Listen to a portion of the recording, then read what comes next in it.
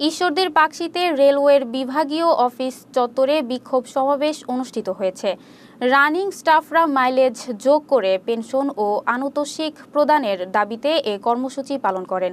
সমাবেশে বক্তারা জানান, আগামী ২৭ জানুয়ারির মধ্যে দাবি মেনে না নিলে ২৮ তারিখ থেকে কর্মবিরতি শুরু হবে। এতে পশ্চিমাঞ্চল রেলওয়ের সকল ট্রেন চলাচল বন্ধ হয়ে যাবে। সমাবেশ শেষে রেলওয়ে ব্যবস্থাপকের মাধ্যমে রেল মন্ত্রণালয়ের স্মারকলিপি প্রদান করা হয়। বিভাগীয় বাণিজ্যিক কর্মকর্তা গৌতম কুমার কুণ্ডু জানান, তাদের দাবিসমূহ মন্ত্রণালয়ে পাঠানো হবে এবং সমাধানের চেষ্টা করা হবে। আগস্টের পরে এ দেশ কিন্তু বৈষম্য বিরোধী ছাত্র জনতার যে মুখ্য দাবি বৈষম্য মুক্ত একটি দেশ চাই, বৈষম্য মুক্ত একটি সেক্টর চাই, বৈষম্য মুক্ত একটি রেল চাই। আর আমরা এই সময়ে এসে আমরা বৈষম্যের শিকার হচ্ছি। যাই হোক, কথাবার্তা অনেক হয়েছে।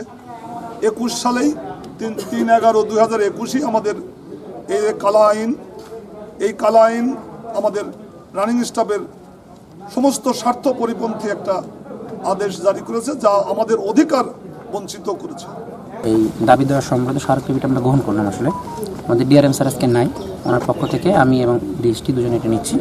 এটা আমরা যথাযথ কর্তৃপক্ষ বরাবর পৌঁছে দিব, যাতে ওনার একটা সুস্পষ্ট সিদ্ধান্ত আসতে পারে, সমস্যাটা আসলে কেটে যায়। ধন্যবাদ। Thank you sir.